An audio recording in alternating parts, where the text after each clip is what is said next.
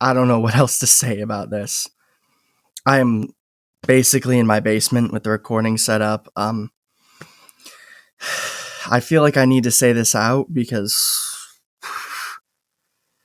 I don't know what else I can. I mean, it's disgusting, legitimately disgusting. So for those uninitiated, there is a thing going on in South Africa, and it goes like this. It starts back at the beginning of the apartheid. Bunch of people moved in, took a bunch of land, killed hundreds of thousands, and now the natural consequences of their actions are being held? I don't see what's so bad. So the thing that made me want to actually say something about this is two people's comments on this. First is Trump's, and I'm paraphrasing here, where he said it was a genocide in South Africa. Second is, fucking Ethan Klein. Not really the best. He's a low-hanging fruit at this point. The guy's a genocide. It's funny, because he supports genocide in Palestine, but then cries genocide when there's not one. But here's my point. Those two made me realize I need to say something, because I don't know if most people know this, but I am half Ukrainian, half Palestinian. So not only do I belong to a ethnic group that had a fake genocide against them, but I also belong to an ethnic group that has a genocide going on right now. So my big question is, who would be more qualified than me in this case? Because I've studied up on both things as well. I've studied the Holodomor.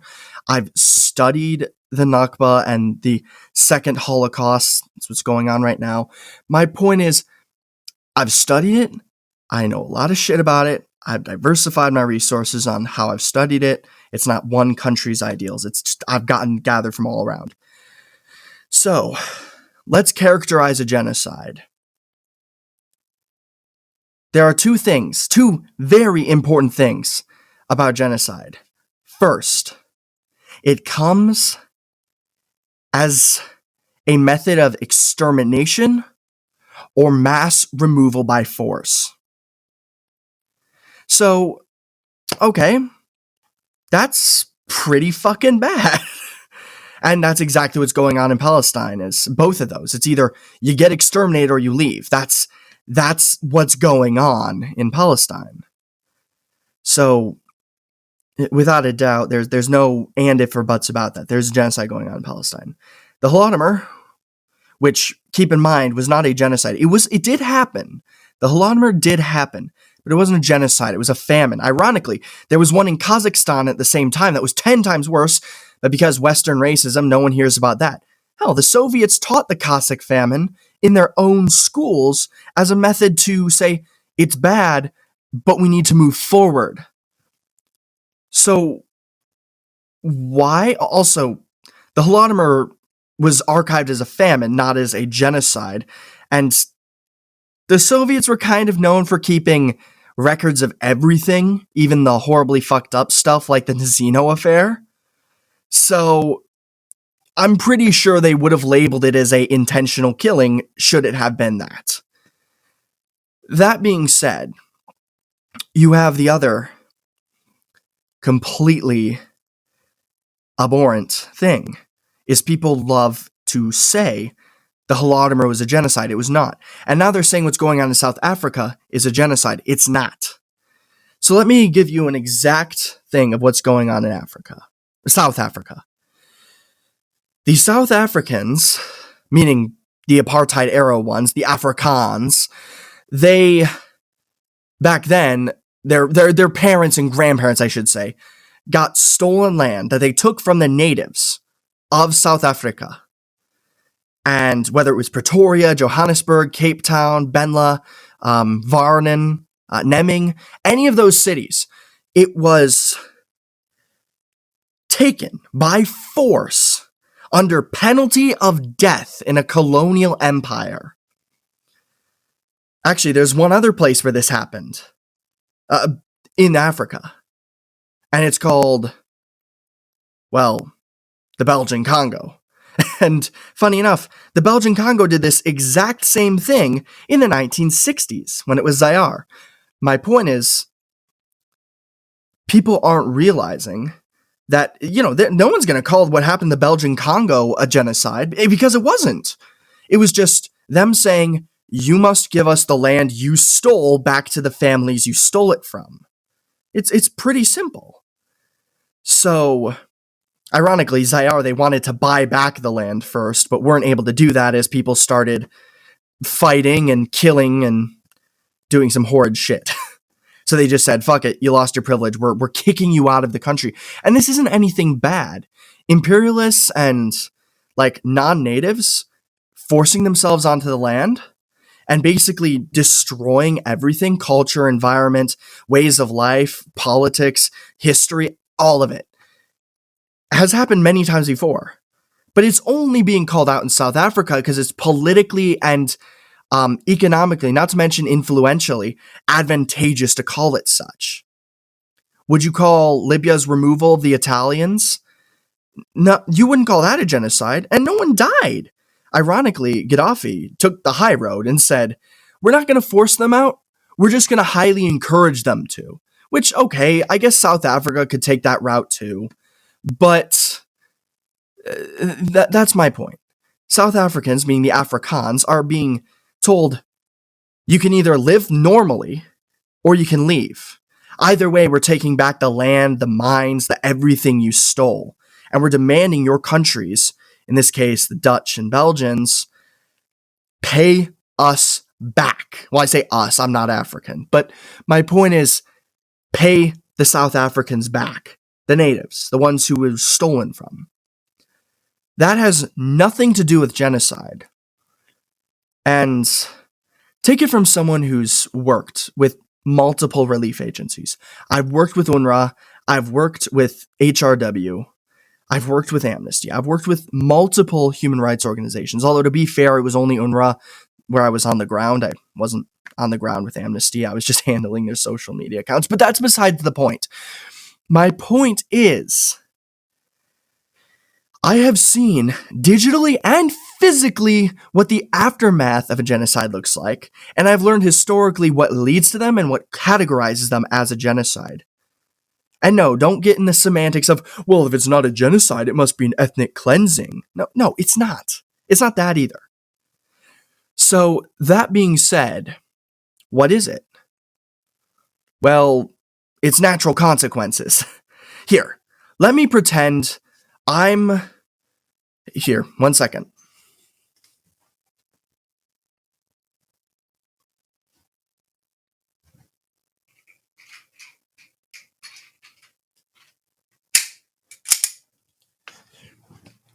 Let me pretend I'm a Afrikaans in the first time. I walk up to your door, your little tiny farming village, you're having some fun. Maybe it's in the village, I don't know. And I go and I say, who is the owner of this establishment? And I'm given you. You're the leader of the establishment. And I do this. That's exactly how it went. Is the natives of the land, the leaders were killed and their land taken, their kids raped, tortured. It's the same thing that happens in Palestine. So you want to call anything it wasn't a genocide in the apartheid era. That was just ethnic cleansing. But either way, you want to call it something ethnic cleansing or genocide, it's closer if you use that than if you use what's going on in South Africa right now. Now, I actually did find something earlier too, and it pisses me off. So I'll put it on screen now, and it's the United States Department of State talking about the unjustified and disgusting acts of the South African government.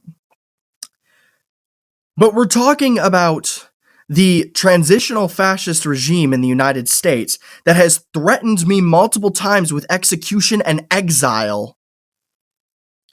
And that being said, no, I will not stop talking about this shit. Furthermore, I cannot stress it enough, is there's no conflict of interest there, right? Give me a fucking break. But that being said, these motherfuckers in, like, the Department of State and, you know, following, like, the Trumpster fire that is our government, it's just, it's strange, and it's surreal, honestly. But that being said, how is it Trump will call this a genocide, but when 680,000 people, yes, that's the internal number. You know what's funny? Hamas plays the number down because they think it wouldn't be believable to the Zionist masses if they said the actual number. It's at 630,000 dead. And that's my point. 630,000 dead. So my biggest question is this. How is it a genocide in South Africa when 0 have been killed? But it's not a genocide when the Israelis are literally trying to exterminate us with extreme prejudice and regular prejudice for the purpose of, well, they literally called it space for living, Lebensraum, in other words, except this time it's in Hebrew. But my point is, it's disgusting on so many levels to call something that isn't a genocide a genocide. Can I just say one thing? Like, I'm not going to pretend I've been to every country in the world. I don't know the situations of every country out there, but I've seen many.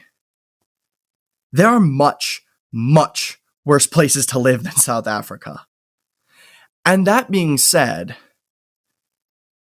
can I just say, it's not like these, like, Afrikaans landowners are, you know, these landlords are being forced out. They're being said, you gotta give your land back to the people you stole it from, stay and be a normal person, you're fine. Otherwise, we'll kick you out if you're rowdy and cause problems. If they would just shut up and not cause problems, then there would be no issue.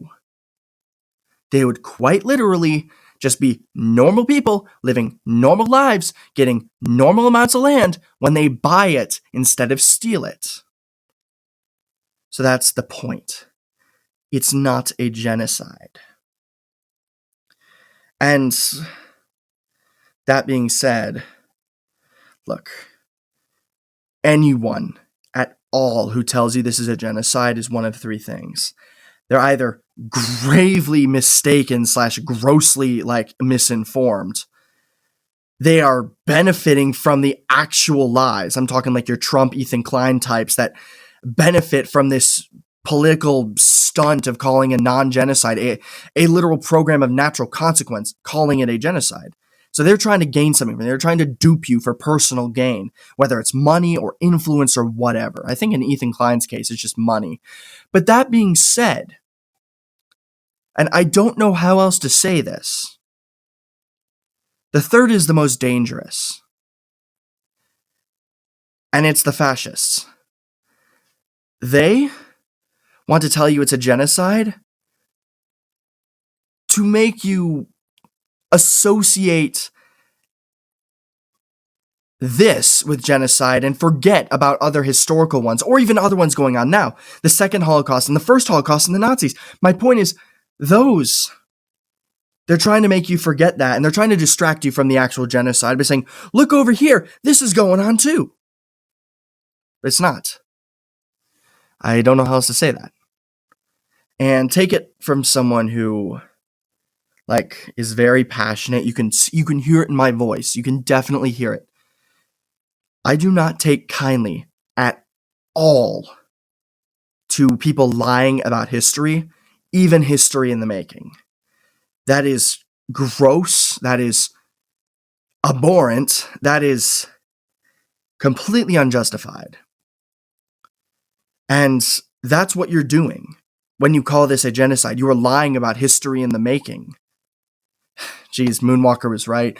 But seriously, like, people aren't realizing the absolute derangement of just calling it this. Like, Jesus Christ. Like, I have a friend, 2 friends actually, who died. One in an airstrike, one was drowned by the Israelis. The one who was drowned with his son and his 2-year-old daughter. The only reason I found out? The fucking bastards in the IDF emailed me the video. Who the fuck does that? That is a genocide. That is meant to cause as much problems as humanly possible. That is meant to cause as much death and suffering as they can. But in South Africa, it's the opposite. They're trying to relieve suffering, to rectify the wrongs of the past that were done by others. I mean, it's literally the opposite. In the case of Israel, it's to cause harm, to cause suffering, to cause hate and division, and to protest for the right to rape prisoners, I assume, because that was an actual protest, believe it or not. So, I don't know what else to say. I'm sorry, by the way, that this isn't my usual shit. Like, I know I'm just the reading the absurd stories guy for my personal channel, but this needs to be said.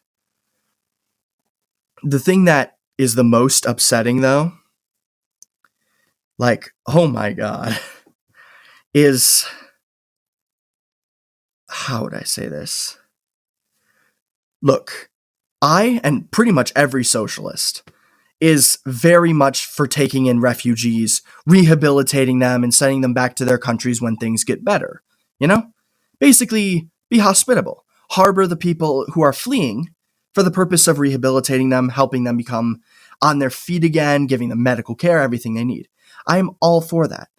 That being said, the South Africans, the Afrikaans, are not refugees. They're not. Immigrants, yes, but they're not forced to leave. They're not leaving under threat of death under an earthquake or natural disaster or some sort of massive like famine or genocide or a war. It's none of that. It's them choosing to leave because they just don't want to live in an area where they're equal to everyone else. I have little words for this. It's like, so now, apparently, somehow, forcing people to return stolen property, in the case personal property, is somehow a genocide.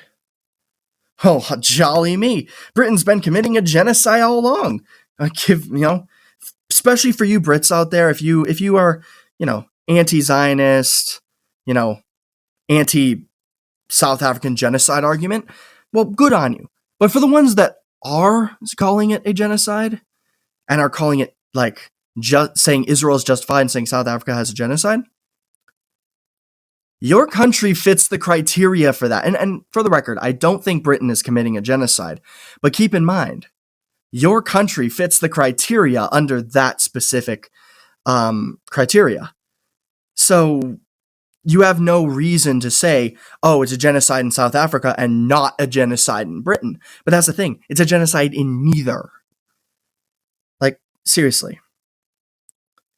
And then people will say, well, it's a ownership genocide. I've only had one person tell me that, but here. I looked up what an ownership genocide is. It was a method, or not a method, it was a phrase made up by fucking Benjamin Netanyahu.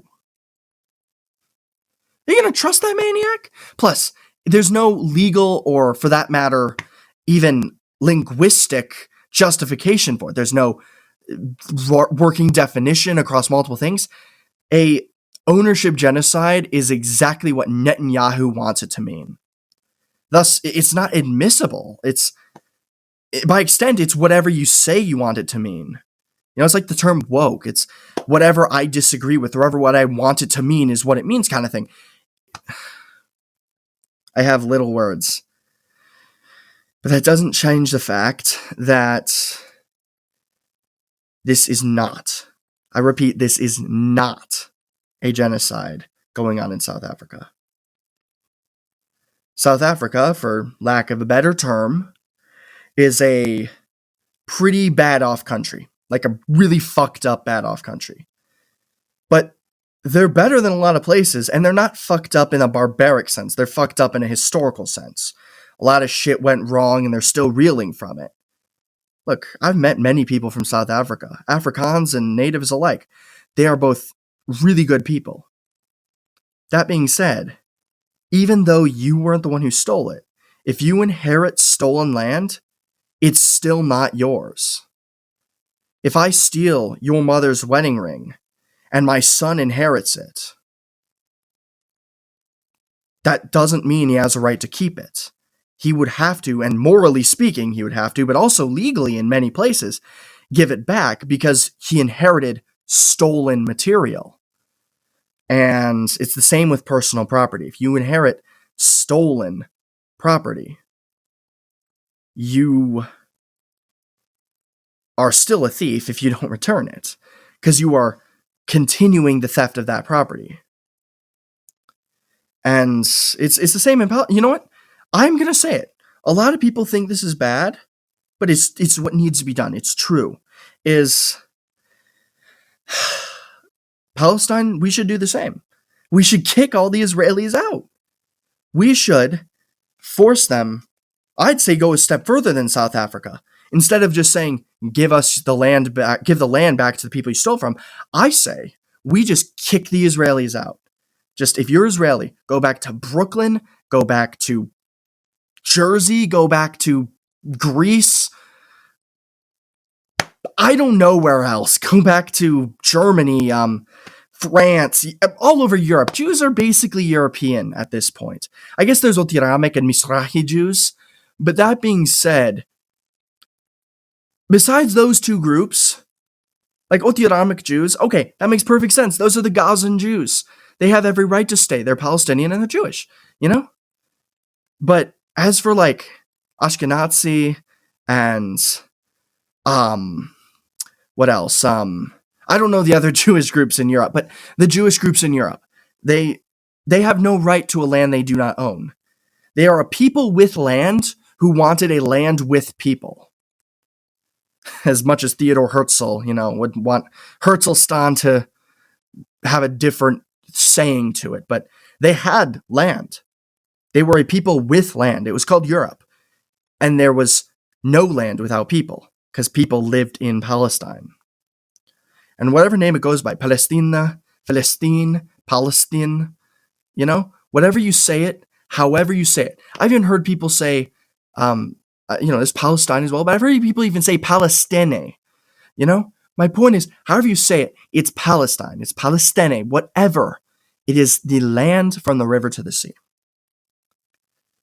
And much like South Africa, it should be dictated, the methods of how to get the stolen land back is to be dictated by the people of South Africa, as it should be with Palestine.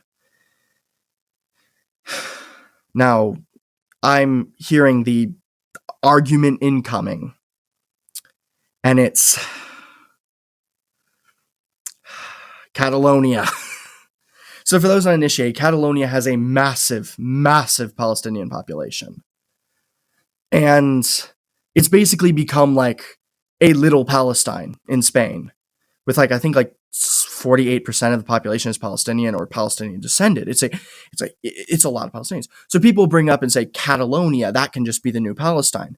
But then you're just continuing the cycle. Eventually there'll be a problem where, and look, that's another thing. I hold consistent. Palestinians should have no say in Catalonia and should not steal land from the Catalan. They're not doing that. We're not doing that because we know how bad it is. But my point is that should never be done.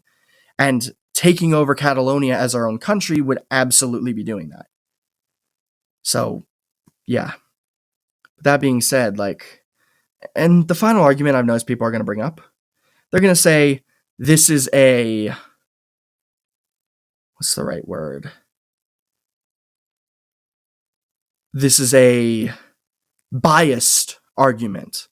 Well, to that I respond first, everyone has biases. But secondly, I am very detached from the South African conflict. You know? Like, I don't know personally anyone that I'm super close with. I've met people that are from there, but I'm not like best friends with anyone. I don't have any family that's from there, you know? But, itchy nose. That being said, people are forgetting that if you're detached, it's just as valid as if you're attached to the thing. Because when you're attached to the conflict, they say you're too biased. When you're detached, they're saying it's not your place to say. But that's the thing. Everyone has a right to criticize the actions of the South African government. I do feel they're being a little too brash about it in the more speed. I feel like it should be done. I just feel like it should be done slower, gradually, and with more emphasis on cooperation. And then if they resist, you speed it up. Again, like that's what I do with the Israelis. Slowly do it. The moment they start pushing back up, you gotta go. And that's the thing. It takes a lot. Like people say, those who those who fail to learn from history are doomed to repeat it. That's true. But people tend to forget how hard it is to learn from history. Because you can't just look at one side of history. You have to look at multiple. Think the Soviet Union, for example. One person, Hassan Piker, had a really good thing he said about it, which basically was Soviet textbooks are different from American textbooks in how they portray different wars. For example, I don't remember which ones he mentioned, but like a good example of this would be Korea. I've read old Soviet books that have been translated and the way they portray the Korean War is a war of liberation. And from what I could gather, it initially was.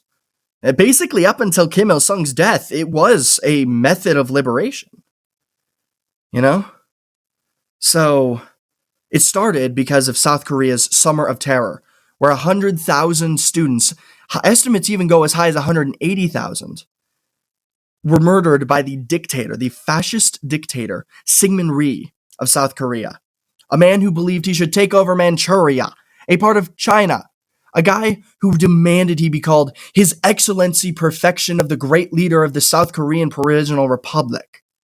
Who does that? And that's my point. Is holy crap, my voice is getting like thin. I was doing a whole voice acting thing right before this, and that was 2 hours, and now I've gone for an additional nearly 30 minutes of this. I think you might hear my voice starting to get dry. That being said, I'll wrap this up by like 35 minutes. There is no genocide in South Africa.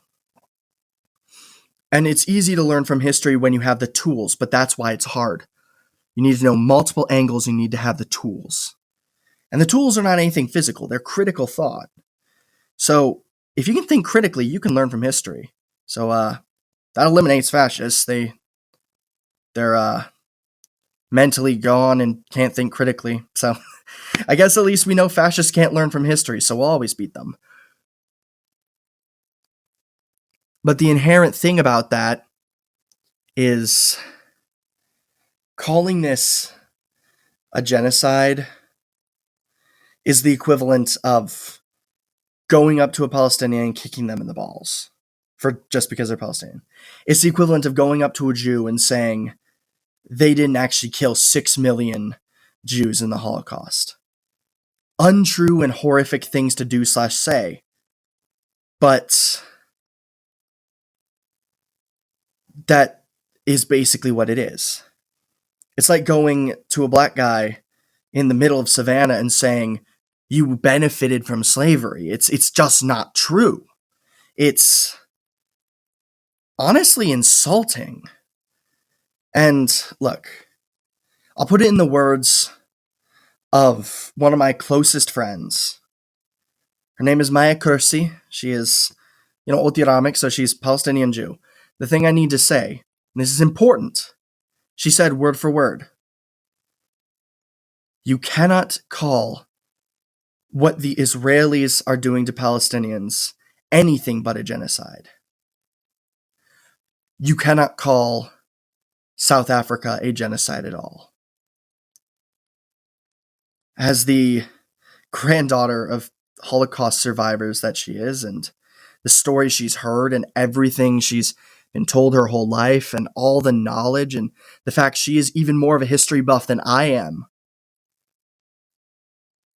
I think that means something. But, of course, yeah, there's always going to be those accusations. This and that and that. You know, if you're Jewish and you say that Israel's committing a genocide, you're a self-hating Jew. If you're Palestinian, it's because you're biased. If you're neither, it's because you're detached from the conflict. And it's going to be the same thing with South Africa. It totally is.